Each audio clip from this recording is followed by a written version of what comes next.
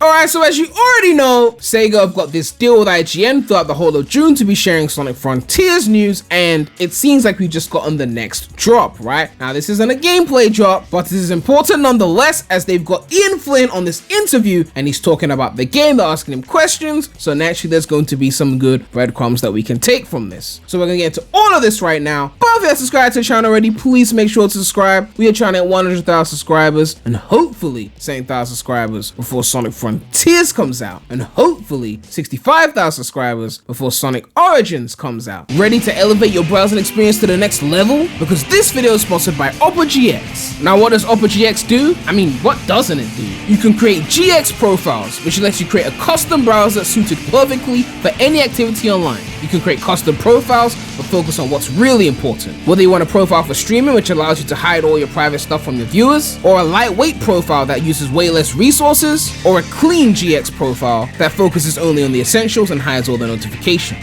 You can even create a GX profile that clears all of your browsing data upon closing the browser. There's even more stuff you can do with this browser, like choosing from Opera's special themes, wallpapers, and colors, or customize everything from scratch and pick the colors you like the most. You can even upload your own background photos. And those animated wallpapers look so lit, man. You can chat and browse at the same time with your social media channels like Facebook Messenger, Telegram, WhatsApp, Twitch, and Discord integrated right into the sidebar. It's so convenient having it built right into the browser. And if you're running out of resources, you can use the Hot Tabs killer to identify the most resource draining tabs and close them to make sure the browser doesn't overburden your PC or laptop. So make sure to check out Opera GX using the link in the description below, and you can finally elevate your browsing experience.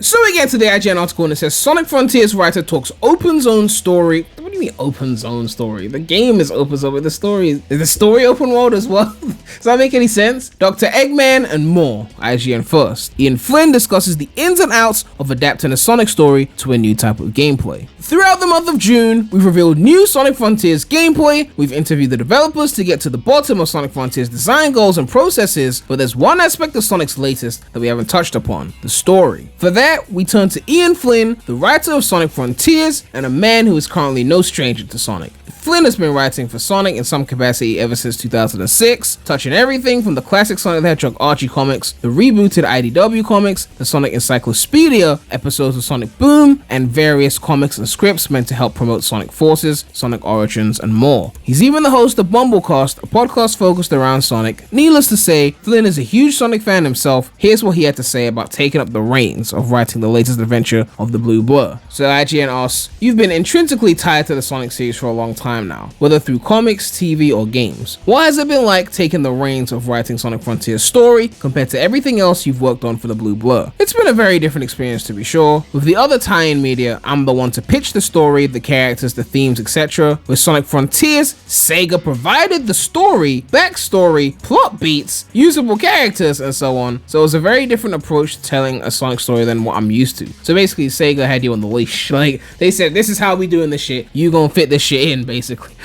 Oh, that's not really giving me as much faith, but I mean, I guess they're developing the game. They decide the game they want, and then they get the story to fit around that, right? I mean, either way, it's still gonna be better than whatever Pontaff makes, so I'm still looking forward to it. As long as the tone is right, even if the story itself is mid, if the dialogue is good, we can still work with it, right? That's why it always annoys me when people go, what if there's story reasons for old stages coming back? And I'm like, no. They decided they wanted old stages to come back, and then they came up with story to back it up. That's all they do. The story doesn't dictate the game dictates the story. Anyway, all that aside, it was a dream come true to work on a major Sonic title like this, and an incredible learning experience. I hope everyone enjoys what I was able to bring to the table. Can you give us a brief overview of what Sonic and friends are up to in Frontiers? Sonic, Tails, and Amy embark for the Starfall Islands to investigate the disappearance of the Chaos Emeralds. Things take a turn for the dramatic immediately, and Sonic is left alone with a lot of questions. The story is his journey to uncover all the mysteries of the islands, rescue his friends, and discover how everything ties together. Being an open zone game, Sonic Frontiers' story is told much differently than previous games. Can you talk about the challenges of writing a story for a non-linear game? The biggest question was how to pace out each story beat when the player has the freedom to take the islands at their own pace. That had to be massaged and revised as the game's structure took shape. It will be interesting to see how it all comes together in the finished project. He's saying it like he's not the one working on it, but okay.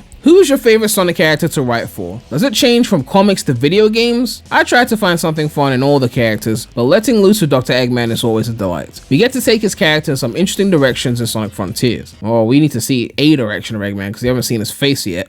Now, IGN says, playing Sonic Frontiers, I got the feeling of a very lonely and mysterious atmosphere with the melancholy piano melodies, an island that's largely devoid of life, and a Sonic who starts the game separated from his friend. How does this feeling that emanates from the gameplay translate to the tone of the story? And can you talk a bit about writing for Sonic in this unique setting? Melancholy is a good word for the story overall. Sonic's indomitable, man, these words, he's stumping me right now. Indomitable spirit carries him throughout the adventure, and it's what allows him to help each of his friends as they tackle their own personal challenges. Someone else you encounter will have their very identity shaped by their interactions with Sonic, which isn't always a comfortable process. I'm guessing this is the AI girl. Then there's the secrets of the Starfall Islands themselves and how the tragedies of the past have led to the adventure today. Sonic's never say die attitude is certainly put to the test. So I'm guessing we're gonna get some history of the island type shit on some Babylon Rogues type history shit. All that is to say that while it can feel very lonely, it never feels hopeless because you've got Sonic on your side. Then IGN asks, what do you hope players get out of the story in Sonic Frontiers? Flynn says, for new players, I hope they enjoy their time with our Lord and Savior, get to know his friends, and are satisfied with the journey to uncover all the mysteries of the game. For veteran players,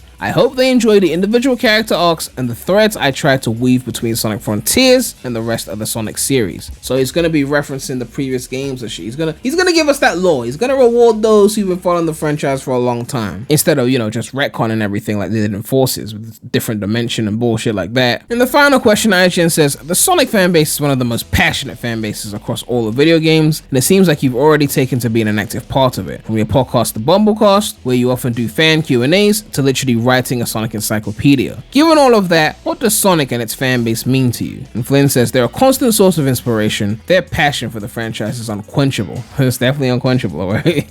We ain't getting quenched right now. Their creativity is boundless and loyalty unshakable. I know, right? I just bought Origins twice. It's always thrilling and fulfilling when something I've contributed to gets embraced by the fandom. They serve as a constant reminder of where I came from and why I enjoyed being part of the Sonic series for so long. And they've steadily been joining the ranks of official contributors, helping to shape the future for the next generation, which is very exciting. So it's not too long of an interview. We get a little bit of tidbits there. No real information on what Eggman is doing, except we know he's in the game. We know that the Chaos Emeralds disappear, and Sonic is gonna have to do something to figure that out while Tails and Amy have somehow disappeared. But no mention of Knuckles or anything like that, even though he was in that little teaser animation thing, which I guess wasn't gonna be in the main game, but I'm expecting to see Knuckles in this game somewhere. Maybe one of the islands is Angel Island, and we just catch Knuckles there, just guarding the Monster Emerald. I don't know, but they obviously want to be very mute about the story because it's mysterious and they want you to get into it. That kind of thing can work for a good story, right? Not for a game. Don't be mysterious with the gameplay. Show us that. But, you know, cyberspace embargo is lifting in like less than a week anyway, so we're gonna see cyberspace and we're gonna know for sure if this game is gonna be solid or not. But yeah, let me know what you guys think about this. Ian Flynn has given us some breadcrumbs on the story of Sonic Frontiers. Are you looking forward to the game? And of course, a big shout out to all my channel members. If you want to become a channel member, you can click the join button next to the subscribe button. But yeah, make sure to like, comment, subscribe, hit that